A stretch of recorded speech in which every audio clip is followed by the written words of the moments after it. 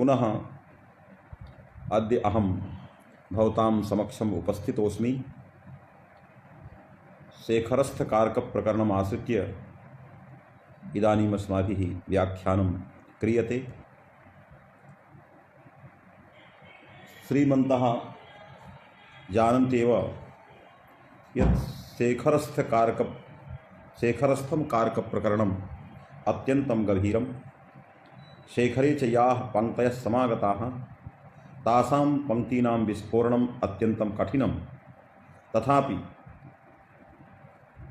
परमेश्वरस्य साहाय्येन जगदम्बायाः कृपया च भवतां पुरतः अहं यथा सामर्थ्यं शेखरस्य व्याख्यानम् उपस्थापयामि। ह्यः अस्माभिः प्रातिपदिकार्थलिङ्गपरिमाणवचनमात्रे प्रथमा इति सूत्रस्थ परिमाणग्रहणस्य वचनग्रहणस्य विवेचनं मया विहितं। परिमाणग्रहणे प्राचीनमतं किमासीत् नव्यमतं किमासीत् एतत् सर्वं सुस्पष्टतया मया व्याख्यातं। वचनग्रहणे प्राचीनमतं किम् आसीत् तत्रापि नव्यमतविवेचनशैली कीदृशी एतत् सर्वम् अत्र आगतमासीत् ह्यः। अद्य मम व्याख्यानस्य विषयः पुनः प्रातिपदिकार्थलिङ्गपरिमाणवचने मात्रे प्रथमा इत्यस्मिन् सूत्रघटक मात्रग्रहणस्य प्रयोजनविषयः मम व्याख्यानविषयः अद्य। यतो हि भवन्तः जानन्त्येव यत् मात्रग्रहणस्य प्रत्येकम् अभिसम्बन्धः मात्रपदार्थस्य प्रत्येकम् अभिसम्बन्धः प्रातिपदिकार्थमात्रे लिङ्गमात्रे परिमाणमात्रे वचनमात्रे यदि एतादृशस्य मात्रपदार्थस्य प्रत्येकं तावदभिसम्बन्धः तर्हि एतस्य सूत्रघटकस्य मात्रग्रहणस्य शेखरदिशा प्रयोजनं किमस्ति? किं शेखरकारः चिन्तयति यत् अत्र सूत्रे यदि मात्रग्रहणं न स्यात् तदा का क्षतिः? यदि मात्रग्रहणस्य लाभः अन्येन केनचित् उपायेन स्यात् तदा अत्र सूत्रे मात्रग्रहणस्य किं प्रयोजनं? प्रथमं तावत् प्रयोजननिरूपणात् पूर्वं मात्रग्रहणस्य अर्थः एवकारः। प्रातिपदिकार्थे एव लिङ्गमात्राद्याधिक्ये एव एतद्दिशा तत्र मात् एवकारस्य प्रत्येकम् अभिसम्बन्धः। अतएव वचनान्येव इत्याकारक विग्रहः समासे अस्माभिः कृतः। यदि प्रातिपदिकार्थे एव इत्यस्य विवरणं प्रातिपदिकार्थमात्रं तस्मिन् प्रातिपदिकार्थमात्रे तर्हि प्रातिपदिकार्थे एव इति कथने एवकारस्य किं प्रयोजनम् इति आगच्छति। मात्रग्रहणस्य किं प्रयोजनम् इत्यर्थः इति कथने तु एवकारस्य किं प्रयोजनं? प्रातिपदिकार्थे एव इति कथनस्य उपयोगः कः?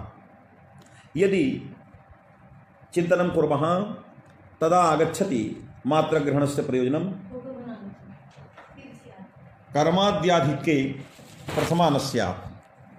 कर्माद्याधिक्ये प्रथमा न स्यात्। यत्र संबोधनाधिक्यं कर्मत्वाद्याधिक्यं तत्र प्रथमा न स्यात्। तदर्थं केवलं प्रातिपदिकार्थसत्त्वे एव प्रथमा स्यात्। यदि कर्मत्वादिकं संबोधनादिकं च यदि प्रातिपदिकार्थापेक्षया अधिकं भाषते तत्र प्रथमा न स्यात्। तदर्थं मात्रग्रहणम्। अन्यथा प्रातिपदिकार्थस्य सर्वत्र सत्वात्। यथा हे राम अत्रापि प्रातिपदिकार्थः, कटं करोति अत्रापि कटपदेन उपस्थापितः भवति प्रातिपदिकार्थः। किन्तु हे राम इत्यादौ संबोधनस्य आधिक्यं, कटं करोति इत्यादौ कटकटत्वपुंस्त्वस्य प्रातिपदिकार्थस्य सत्त्वेपि आहोसित कटकटत्व पुंस्त्वस्य आधिक्येपि कटकटत्व इत्याकारक प्रवृत्तिनिमित्तदाश्रयातिरिक्तस्य पुंस्त्वस्य सत्त्वेपि तत्रापि लिंगाधिक्यात् प्रातिपदिकार्थे प्रथमा प्राप्ता। संबोधनेपि हे राम इत्यत्रापि राम रामत्व पुंस्त्वस्य सत्त्वात् लिंगाधिक्येन आगेस्मते प्रथमा प्राप्ता। तर्हि सर्वत्रापि प्रथमा प्राप्ता तत्र प्रथमा न स्यात्। तदर्थं तावद् मात्रग्रहणं। यत् संबोधनाधिक्ये प्रथमा न प्राप्ता कर्मात्वाद्याधिक्ये च प्रथमा न प्राप्ता अतएव तत्र कर्मणि द्वितीया संबोधने च इत्याकारकं सूत्रं चरितार्थं भवति। अन्यथा सर्वत्रापि यत्र कुत्रापि प्रातिपदिकं श्रूयते तत्र सर्वत्रापि प्रातिपदिकार्थस्य उपस्थितिः।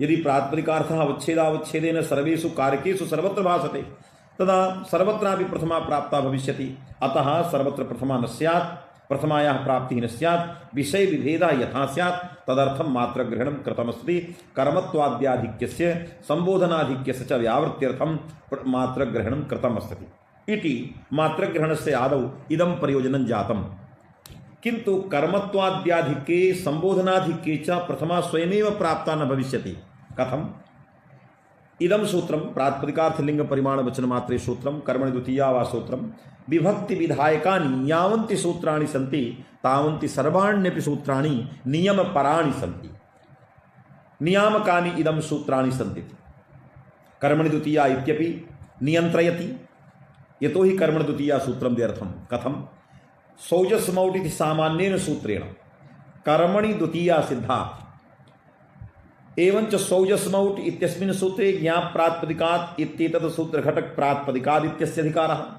तर्हि प्रातिपदिकात् सामान्यतया सर्वाः विभक्तयः आगमिष्यन्ति कस्मिन्नर्थे प्रातिपदिकार्थे कर्मात् तदतिरिक्ते कर्मत्वाद्यर्थे तर्हि कर्मणि अर्थे करणे अर्थे प्रातिपदिकार्थे सौजस्मौट् इति सामान्य सूत्रेण विभक्तीनाम् उत्पत्तिः विभक्तयश्च सिद्धाः तत्र किमर्थं कर्मणि द्वितीया सूत्रं किमर्थं च तावत् प्रातिपदिकार्थे सूत्रं तदा इदं सूत्रं व्यर्थं सत् नियन्त्रयति प्रातिपदिकार्थे एव प्रथमा कर्मण्येव द्वितीया इति नियन्त्रणं भवति नियमः आगच्छति तर्हि एवकारः नियमादागतः यदर्थं यद् बोधनार्थं मात्रग्रहणमासीत् यत् प्रातिपदिकार्थे एव प्रथमा तदतिरिक्ते प्रथमा न स्यात् कर्मण्येव द्वितीया तदतिरिक्ते द्वितीया न स्यात् तर्हि एवकारस्य लाभः नियमात् भविष्यति यथा कृतद्धिः समासाश्चित्यस्मिन् सूत्रे समासग्रहणं पूर्वसूत्रं नियन्त्रयति समासस्यैव तथैव सौजस्मौट् इति सामान्येन सूत्रेण प्रातिपदिकार्थे कर्माद्यर्थे सर्वत्रापि पंचकं प्रातिपदिकार्थः इति पक्षे सौजस्मौट् इति सामान्य सूत्रेण कर्माद्यर्थे विभक्तिः सिद्धा प्रातिपदिकार्थे च विभक्तिः सिद्धा सर्वत्रापि विभक्तिः सिद्धा किमर्थं विभक्ति विधायकानि एतस्मिन्नर्थे विभक्ति विधायकानि सूत्राणि तदा एतानि सूत्राणि व्यर्थीभूय इमानि सूत्राणि नियन्त्रयन्ति यत् प्रातिपदिकार्थे एव प्रथमा कर्मण्येव द्वितीया करणे एव तृतीया एतादृशं नियन्त्रणं तर्हि नियमादेव एवकारः लब्धः सूत्रे एवकारार्थकं मात्रग्रहणं किमर्थम् इति चेत् प्रश्नः तदेव इदानीं शेखरे कथयति शेखरकारस्य इदं तात्पर्यं यदि प्रातिपदिकार्थमात्रे प्रथमा प्रातिपदिकार्थपदेन प्रवृत्तिनिमित्त तदाश्रयस्यैव ग्रहणं तर्हि रामौ इत्यादौ प्रथमा न स्यात् प्रवृत्तिनिमित्त तदाश्रयातिरिक्तस्य संख्यायाः द्वुत्वादेः अधिकस्य सत्वात् इति आदौ शेखरकारेण उक्तं रामौ इत्यत्र रामः इति औत्सर्गिकम् एकवचनं भविष्यति चेत् अतएव उदाहरति रामौ इत्यादौ संख्यादिखे प्रथमा न स्यात् इति शेखरस्य पंक्तिः शेखरीयं वाक्यं रामौ इत्यादौ संख्यादिखे कथं प्रथमा कथं मात्रग्रहणम् अस्ति सूत्रे एवकारस्य लाभः अस्ति सूत्रे प्रातिपदिकार्थे एव प्रथमा प्रातिपदिकार्थस्तु प्रवृत्तिनिमित्त तदाश्रयः तदतिरिक्तः केवलं सोढव्यं चेत् तदतिरिक्तं केवलं सोढव्यं चेत् केवलं लिंगमेव सोढव्यं न ततोप्यधिकं किमपि सोढव्यं संख्यायाः सहनं कर्तुं न शक्यते न संख्या सह्यते अस्माभिः मात्रग्रहणस्य सत्वात् तर्हि मात्रग्रहणात् संख्यायाः व्यावृत्तिः लिंगस्य व्यावृत्तिः न भवति सूत्रे लिंगग्रहणस्य सत्वात् अतः लिंगग्रहणसत्वात् केवलं लिंगाधिक्ये प्रथमा सोढव्या संख्याधिक्ये प्रथमा सोढव्या नास्ति यतो हि वचनग्रहणस्य प्रयोजनम् उक्तार्थानाम् अप्रयोगः इति न्यायस्य बाधनाय वर्तते न संख्याधिक्ये प्रथमा विधानाय शेखरस्य हार्दं किमस्ति प्रथमं तावत् शेखरकारः मात्रग्रहणस्य व्यावर्त्यं विचारयति यदि मात्रग्रहणम् अस्ति तदा कुत्र आदौ दोषः इति कथयति तदा रामौ इत्यादौ प्रथमा न स्यात् कथं संख्यायाः अधिकस्य सत्वात् लिंगस्य अधिकस्य सत्वं तावत् सोढव्यं कथं सूत्रे लिंगग्रहणं वर्तते परिमाणवशात् परिमाणग्रहण सामर्थ्यात् तत्र परिमाणस्य आधिक्यं सोढव्यं वचनग्रहणस्य इदं प्रयोजनं यद् उक्तार्थानां न्यायस्य बाधा स्यात् एवञ्च विभक्तिः आगच्छेत् अनुवादिका विभक्तिः आगच्छेत् न संख्याधिक्ये प्रथमा विधानाय वचनग्रहणं तर्हि रामौ इत्यादौ कृष्णौ इत्यादौ कृष्णत्व पुस्त्वातिरिक्तस्य रामत्व पुस्त्वातिरिक्तस्य संख्याया दुत्वादेः अधिकस्य सत्वात् तत्र प्रातिपदिकार्थे प्रथमा न प्राप्ता इति प्रश्नः। तदा इदानीम् उत्तरयति नागेशभट्टः यत् कथयति यत् संख्याधिक्यमपि सोढव्यं, यथा लिंगाधिक्यं सोढव्यं परिमाणाधिक्यं सोढव्यं तथैव संख्याधिक्यमपि रामशब्दात् सोढव्यं। तर्हि लिंगाधिक्ये कृष्णश्रीज्ञानं ततः तटीतटम् इत्यादौ लिंगाधिक्यं सोढव्यम् इत्यत्र मानं सूत्रे लिंगग्रहणं, किन्तु रामौ कृष्णौ इत्यत्र संख्याधिक्येऽपि विभक्तिः सोढव्या इत्यत्र किं मानम् इति प्रश्नः विचिन्तयन् अत्यन्तं रहस्यतया शेखरकारः अत्र ब्रवीति।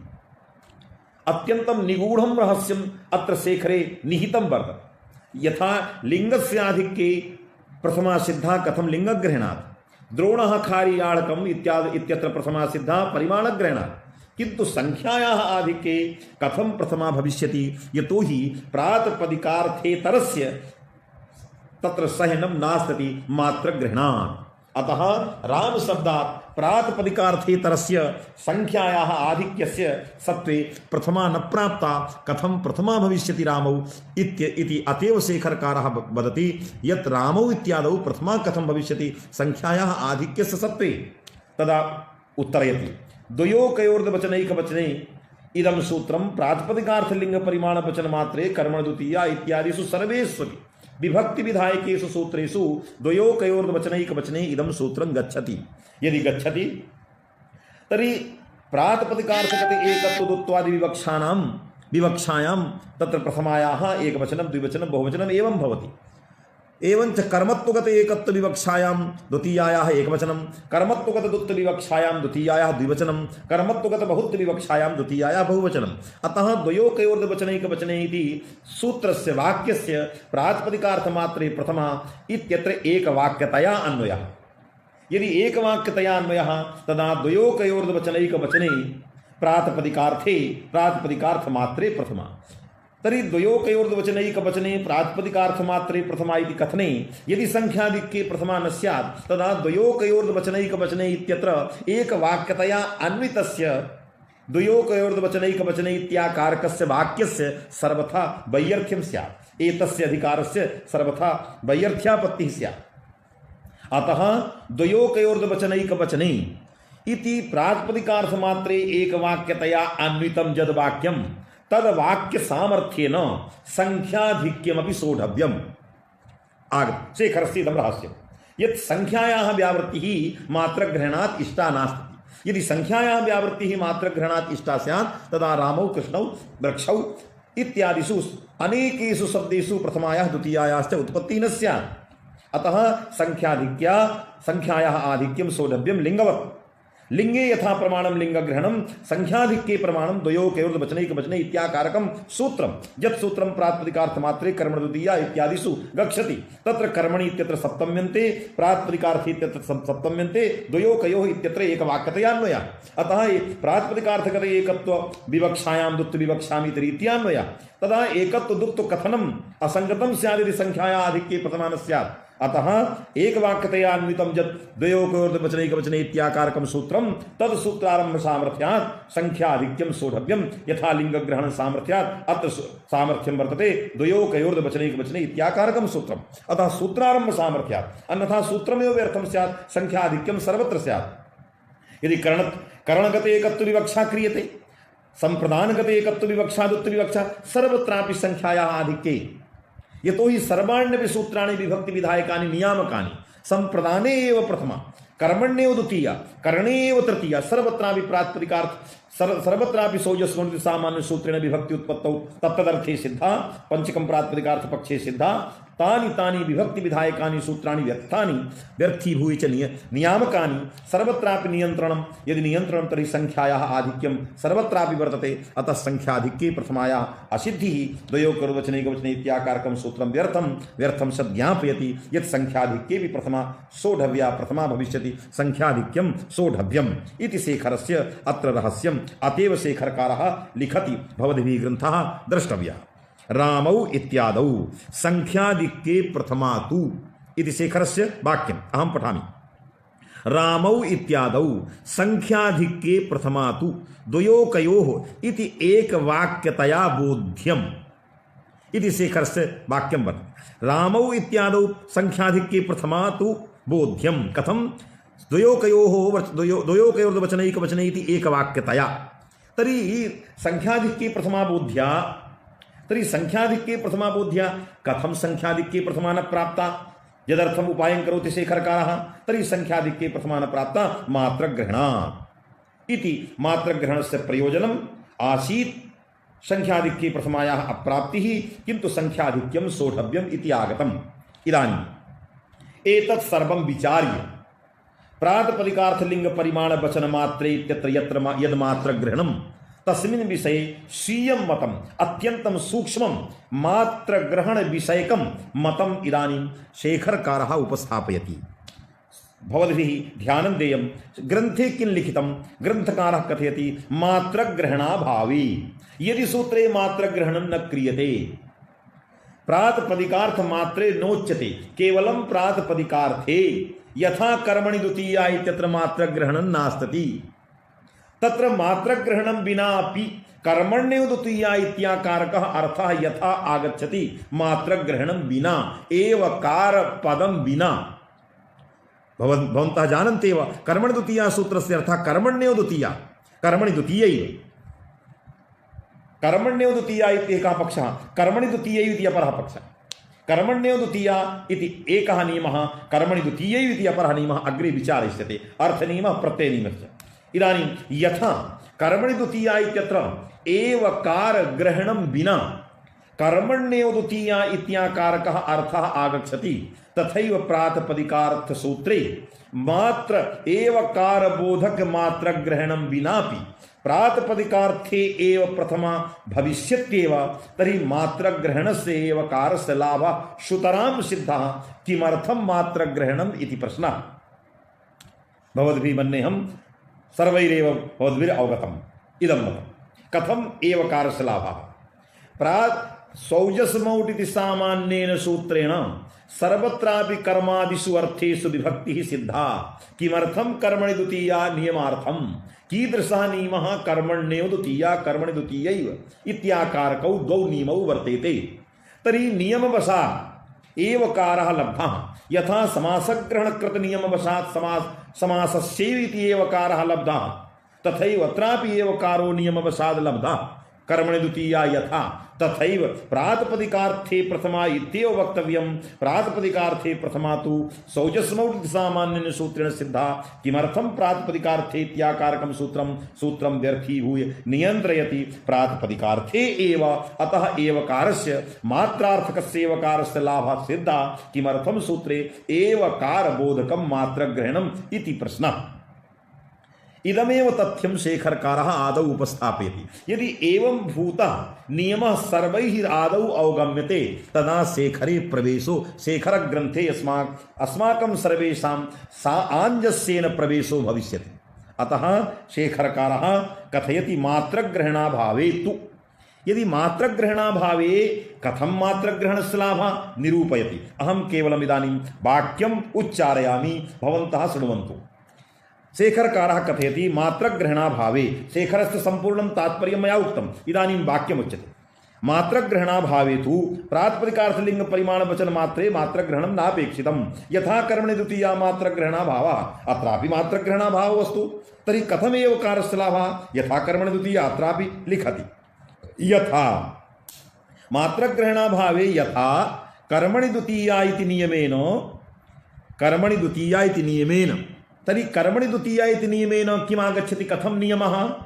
तर्हि सौजस्मौट् इति सामान्यसूत्रेण प्रथमा सिद्धा कर्मणि अर्थे कर्मणि द्वितीया व्यर्थं सत् कर्मण्यो द्वितीया इति नियमेन। तर्हि कर्मणि द्वितीया इति नियमेन नियमाकारः कर्मण्यो द्वितीया। यद्यपि शेखरकारेण नियमस्य स्वरूपं निगदितं कर्मणि सत्त्वे एव द्वितीया न तु तदसत्त्वे। अग्रे आगमिष्यति कर्मणि सत्त्वे एव द्वितीया न तु तद असत्त्वे इति नियमस्य स्वरूपं निगदितं शेखरकारेण। तर्हि कर्मणि सत्त्वे एव द्वितीया। यदा अहं पठन् आसं सम्पूर्णानन्द संस्कृत विश्वविद्यालये येषां पार्श्वे अस्य ग्रन्थस्य तत्र घण्टिका आसीत् तत् निरूपण प्रसंगे मया तस्मिन् काले मया प्रश्नः कृतः तर्हि नियमे सति ग्रहणस्य कोपयोग कर्मणि सत्ये एव द्वितीया न तु तदसत्त्वे तर्हि सति पदोपादानं नियमे किमर्थं मया विद्यार्थी जीवने पठन काले एव एतादृशः प्रश्नः गुरूणां समीपे उपस्थापितः आसीत्। तर्हि तत्र सर्वेपि अन्येपि छात्राः विद्वांसः आसन्, सर्वे चकितचकिताः बभूवुः। किन्तु तस्मिन् काले अस्माकं गुरवः उत्तरं दत्तवन्तः, अत्यन्तं प्रतिभावैलक्षण्येन उत्तरं दत्तवन्तः। तैरुक्तम् इदानीं सावधानेन श्रोतव्यं, गुरुचरणैः किमुक्तं तस्मिन् काले प्रतिभावैलक्षण्येन उक्तं, प्रतिभायाः महद्वैलक्षण्यम् आसीत्। पण्डितप्रवराः अस्माकं गुरवः राममनोहर मिश्रमहाभागाः, तैः किमुक्तं? तैरुक्तं भवद्भिः सम्यक्तया प्रश्नः उपस्थापितः। कर्मणि द्वितीया कर्मण्येव द्वितीया इत्येव नियमः वक्तव्यः। कर्मणि सत्येव द्वितीया इति कथनस्य कोपयोगः? सति पदोपादानस्य किं प्रयोजनं? मया प्रश्नः कृतः आसीत्, तैरुक्तं सम्यक् भवद्भिः प्रश्नः कृतः। तर्हि प्रतिभावैलक्षण्येन तैः किम् उत्तरितं? तैः उत्तरितं कर्मणि इत्यत्र सति सप्तमी वर्तते। तर्हि कर्मणि द्वितीया इत्यत्र कर्मणि इत्यत्र सति सप्तमी विद्यते। यथा औपश्लेषिकी सप्तमी, वैषयिकी सप्तमी, अभिव्यापिकी सप्तमी, तथैव सति सप्तमी अपि भवति। यथा न्यायग्रन्थे आगतः रूपरहितत्वे सति, तर्हि न्यायबोधिन्याम् उक्तं सति सप्तम्याः विशिष्टार्थकतया रूपरहितत्व वैशिष्ट्यं च सामानाधिकरणेन, एतद् न्यायबोधिनी टीकायाम् उक्तं। तर्हि सति सप्तम्याः विशिष्टार्थकतया तत्र न्यायबोधिनीकारोऽपि ब्रवीति। अतः सति सप्तमी इति वर्तते कर्मणि द्वितीया। तर्हि तामेव सप्तमीं द्योतयितुं सति पदोपादानं, यदि सति पदोपादानं न स्यात् तदा शंका स्यात् अत्र कस्मिन् अर्थे सप्तमी, औपश्लेषिकी वा, अभिव्यापकी वा, वैषयिकी वा इति संदेहः आगच्छेत्। सः संदेहः न स्यात्। एवञ्च सति सप्तमी वर्तते रूपरहितत्वे सति इतिवत्।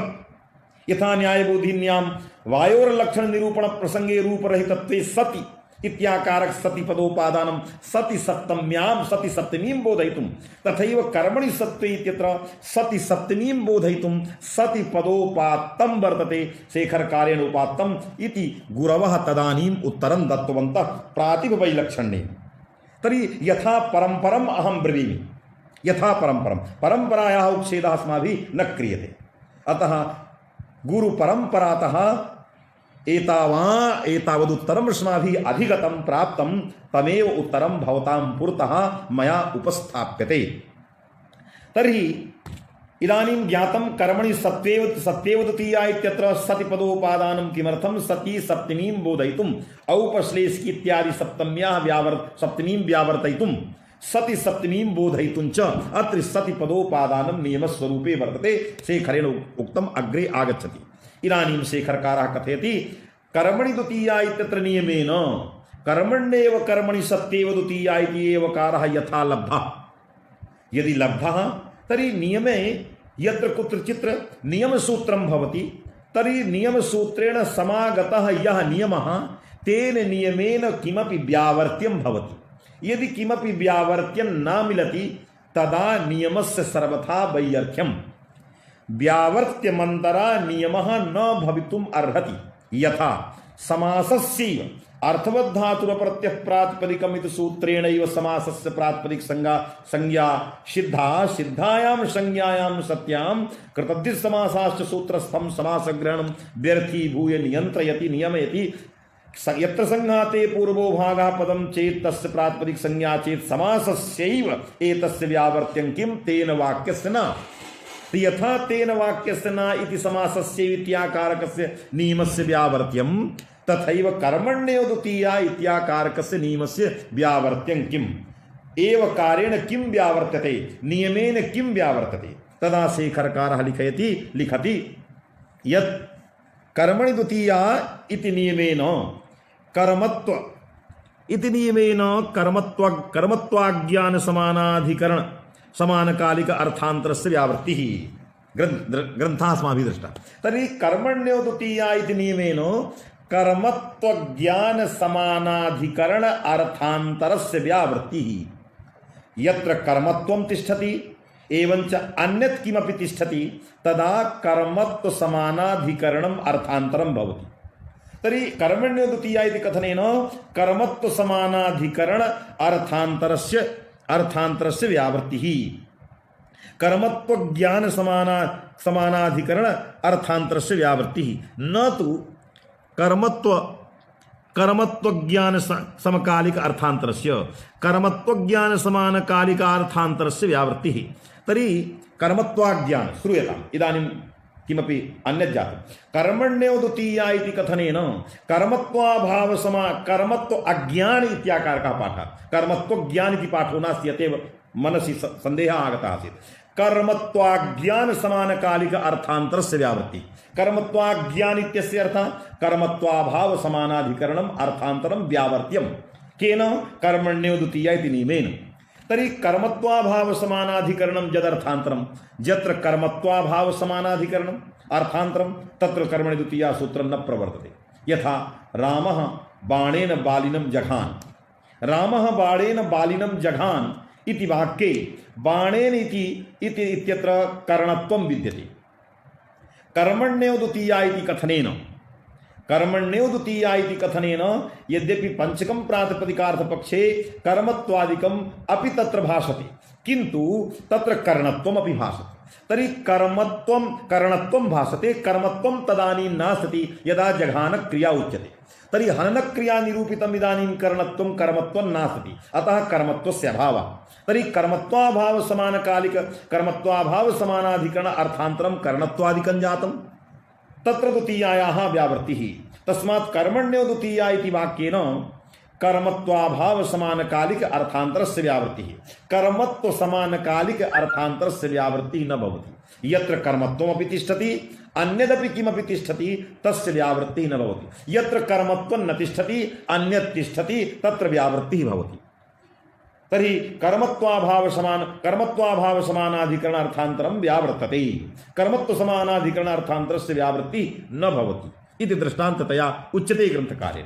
कर्मत्व समानकालिकम् अर्थान्तरं क्वा स्थिति, कर्मत्वाभाव समानकालिक अर्थान्तरं क्वा स्थिति। तर्हि कर्मत्वाभाव समानकालिकम् अर्थान्तरं वर्तते ग्रामादायाति, बाणेन हतः इत्यादिषु स्थलेषु कर्मत्वाभाव समानकालिकम् अर्थान्तरं। यस्मिन् काले कर्मत्वाभावः तस्मिन् काले करणत्वादिकं तिष्ठति, अतः उभयोः समानाधिकरणस्य सत्त्वात् कर्मत्वाभाव समानकालिकम् अर्थान्तरं तत्र वर्तते, अतः तत्र व्यावृत्तिः तत्र द्वितीया न भवति। कर्मण्यो द्वितीया न तु करणादिषु।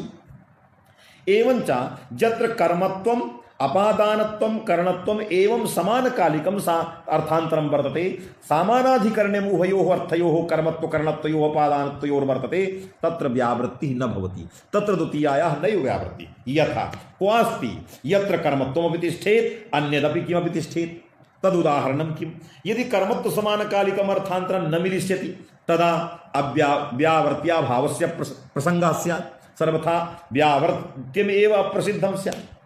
तर्हि कर्मत्व समानकालिक अर्थान्तरस्य व्यावृत्तिः न भवति, कर्मत्वाभाव समानकालिकस्य अर्थान्तरस्य व्यावृत्तिः। तर्हि कर्मत्व समानकालिकम् अर्थान्तरं क्व मिलिष्यति? तदा ध्यानं देयं। गां दोग्धिपयः इत्यस्मिन् वाक्ये अपादानत्वम् अविवक्षितं वर्तते गोपदार्थे, कर्मत्वं च विवक्षितं वर्तते, किंतु तत्र अपादानत्व विवक्षायां पंचमी आगच्छति गो दोग्धिपयः, कर्मत्व विवक्षायां अकथ्यञ्च सूत्रेण कर्म संज्ञायां सत्यां गां दोग्धि, किंतु अपादानत्व शक्तिः अपादानत्वमपि तत्र वर्तते, केवल विवक्षायाः अभावः, अपादानत्वमपि वर्तते कर्मत्वमपि वर्तते। तत्र कर्मत्वमपि तिष्ठति अपादानत्वमपि तिष्ठति। यदि अपादानत्वं न स्यात् तदा कथम अपादानत्वं विवक्षितं स्यात्? अतः कर्मत्वपादानत्वयोः उभयोः अर्थयोः समानाधिकरण्यं वर्तते। कर्मण्यो द्वितीया इति कथनेन कर्मत्व समानकालिकं यद् अर्थान्तरम् अपादानत्वं तस्य व्यावृत्तिः न क्रियते इति नियमेन। तर्हि कर्मत्व समानाधिकरणम् अर्थान्तरं वर्तते अपादानत्वम्, अतः गोपदार्थे कर्मत्वम् अपादानत्वम् उभयोः समानाधिकरण्यम्, अतः एतस्य अर्थान्तरस्य व्यावृत्तिः न भवति। यदि द्वितीयायाः व्यावृत्तिः न भवति कर्मत्व समानकालिक अर्थान्तरे तदा द्वितीया सिद्ध्यति, अतः गाम् इत्यत्र कथ्यञ्च द्वितीया सिद्ध्यति। यदि कर्मण्यो द्वितीया इति कथनेन कर्मण्येव द्वितीया यत्र केवलं कर्मत्वं स्यात् तत्रैव द्वितीया स्यात्, तदा गां दोग्धिपयः इत्यत्र केवलं कर्मत्वं नास्ति अपादानत्वमपि तिष्ठते, तत्र द्वितीया न स्यात्। अतः कर्मत्व समानकालिकम अर्थांतरम न एतस्य नियमस्य व्यावर्त्यम। कर्मत्वाभाव समानकालिकम अर्थांतरम एतस्य नियमस्य व्यावर्त्यम। अतः ग्रामादागा आयाति बाणेन हतः विप्राय गाम ददाति इत्यत्र इदमेव व्यावर्त्यम न गाम दोग्धिपयः इति व्यावर्त्यम अतएव द्वितीया सिद्धा भवति इति दृष्टान्ततया उक्तम शेखरकारेण। यथा कर्मणि द्वितीया एतत् सर्वं भवति तथा प्रातिपदिकार्थेपि यतो हि कर्मणि द्वितीया इत्यत्रापि एवकारस्य लाभः व्यर्थं सत् एवकारः लभ्यते। तथैव सौजस्मृतसूत्रेण प्रातिपदिकार्थे प्रथमा सिद्धा प्रातिपदिकार्थे प्रथमा विधायकं सूत्रं व्यर्थं सत् अत्रापि नियामकं यत् प्रातिपदिकार्थे एव प्रथमा कर्मणि द्वितीया इतिवत्। यदि तर्हि प्रातिपदिकार्थे एव प्रथमा इति कथनेन कस्य व्यावृत्तिः? तत्र तु कर्मत्वाभाव समानाधिकरणार्थान्तरस्य व्यावृत्तिः आसीत्। यदि उच्यते यथा कर्मत्वाभाव अर्थान्तरस्य करणत्वादेः व्यावृत्तिः कर्मण्यो द्वितीया, तथैव यदि प्रातिपदिकार्थत्वाभाव समानाधिकरण अर्थान्तरस्य व्यावृत्तिः से चेत् तदा प्रातिपदिकाभाव समानाधिकरण अर्थान्तरं क्वचित् न मिलिष्यति कुत्रापि, सर्वत्र प्रातिपदिकार्थस्य सत्वात्। यथा कर्मत्वाभाव समानाधिकरण अर्थांतरम बाणेन इत्यत्र आसीत्, कर्मत्वाभाव समानाधिकरण अर्थांतरम अस्वाद् इत्यत्र आसीत्, कर्मत्वाभाव समानाधिकरण अर्थांतरम विप्रायगाम इत्यत्र आसीत्, किंतु प्रातिपदिकार्थत्वाभाव समानाधिकरणं क्वापि नास्ति। यतो हि कटम इत्यत्र अर्थांतरं तिष्ठति कर्मत्वं, किंतु प्रातिपदिकार्थः अपि तत्र तिष्ठति। अतः प्रातिपदिकार्थत्वाभाव समानाधिकरण अर्थांतरस्य अप्रसिद्ध्या प्रातिपदिकार्थे एव प्रथमा इति नियमेन व्यावृत्तिः कस्येति आदौ विचार, अन्यथा नियमस्य वैयर्थ्यम्। व्यावर्त्यस्य सर्वथा अप्रसिद्धत्वात्। यदि व्यावर्त्यम् अप्रसिद्धं तदा नियमः सर्वथा व्यर्थो भवति। यदि तेन वाक्यस्य न इति व्यावर्त्यं न स्यात् तदा समासग्रहणकृत नियमः सर्वथा असङ्गतः स्यात्। तथैव प्रातिपदिकार्थेविति एव कार्येण कस्य व्यावृत्तिः?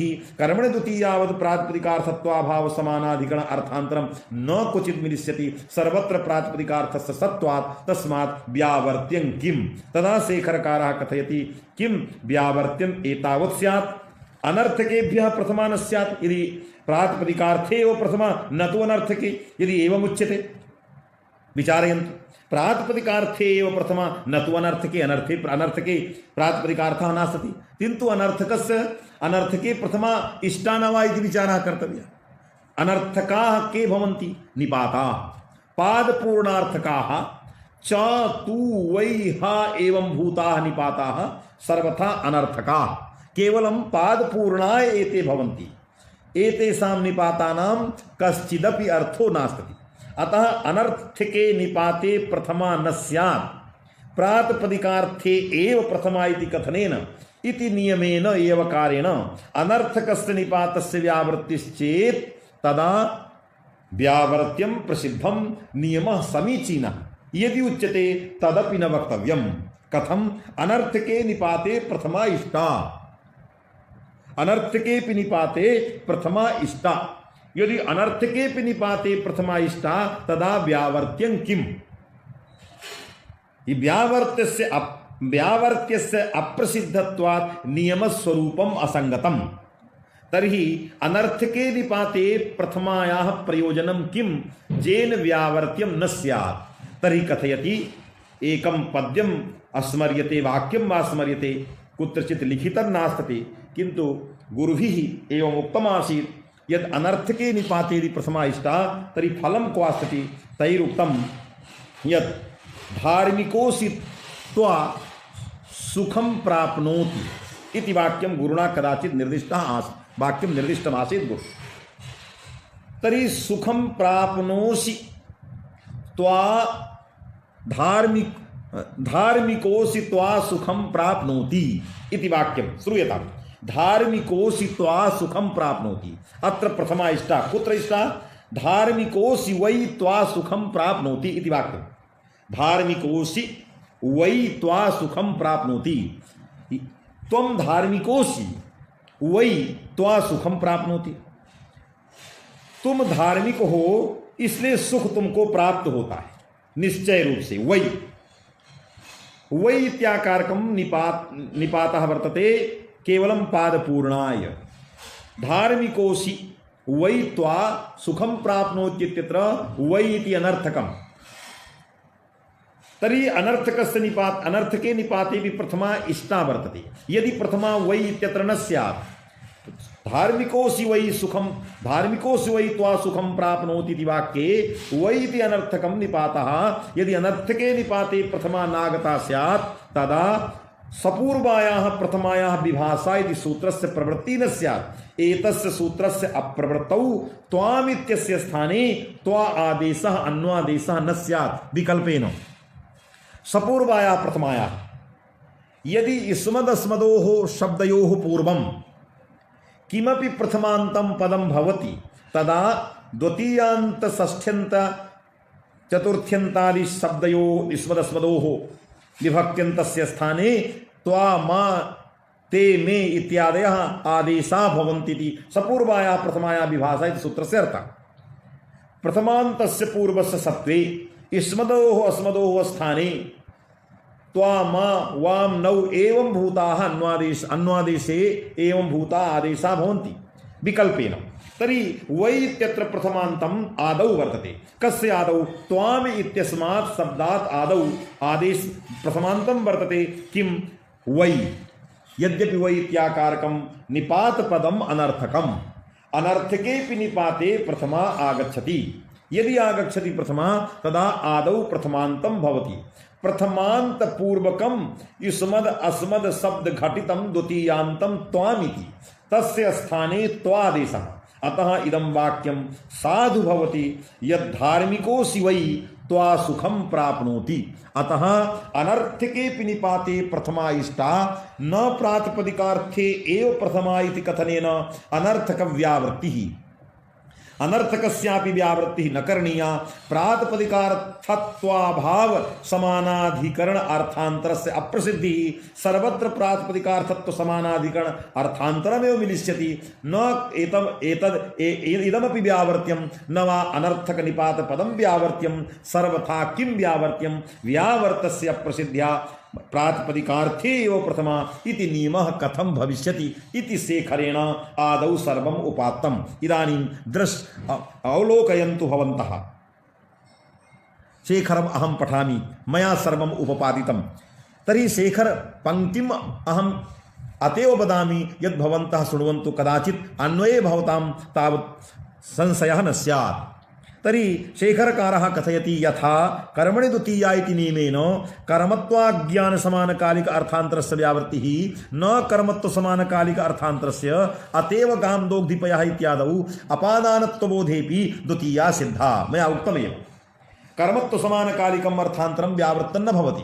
तर्हि गामदोग्धिपयः इत्यत्र गोपदार्थे कर्मत्वमपि अस्ति अपादानत्वमपि अस्ति। अतः कर्मत्वज्ञान समानकालिक अर्थान्तरस्य अपादानत्वस्य सत्त्वे व्यावृत्तिः न भवति। अपि तु कर्मत्व अज्ञान समानकालिकं यदर्थान्तरं करणत्वादिकं तस्यैव व्यावृत्तिः यथा एवंच कर्मणि सत्येव द्वितीया न तु तद असत्वे इति नियमाकारः। मया पूर्वमेव उक्तं सति सत्यमिति द्योतयितुम् अत्र सति पदोपादानं। तथा च यथा कर्मणि द्वितीया इति नियमः आगच्छति। यतो हि कर्मणि द्वितीया सूत्रं व्यर्थं सद् नियमेति सौजस्मौलिति सामान्येन सर्वत्र सिद्धौ कर्मणि द्वितीया यथा सूत्रं व्यर्थं नियामकं तथा अनेनापि इत्यस्य अर्थः प्रातिपदिकार्थलिङ्ग परिमाणवचन मात्रे प्रथमा इत्यनेनापि। अत्र कीदृशः नियमः? प्रातिपदिकार्थ सत्त्वेव प्रथमा न तु तदसत्त्वे। यथा कर्मणि सत्त्वेव द्वितीया न तु तदसत्त्वे। यदि एवं नियमः क्रियते प्रातिपदिकार्थ सत्त्वेव न तु तदसत्त्वे तर्हि प्रातिपदिकार्थ असत्त्वं न क्वचित् मिलिष्यति। सर्वेष्वपि प्रातिपदिकेषु प्रातिपदिकार्थस्य सत्त्वात्। तर्हि प्रातिपदिकार्थ सत्त्वेव प्रथमा न तु तदसत्त्वे इति नियमाकारेण प्रातिपदिकार्थस्य सर्वत्र सर्वेषु स्थलेषु सत्त्वात् प्रातिपदिकार्थ असत्त्व रूपस्य व्यावर्त्यस्य अप्रसिद्ध्या प्रातिपदिकार्थ सत्त्वे प्रथमा इति नियमः असंगतः।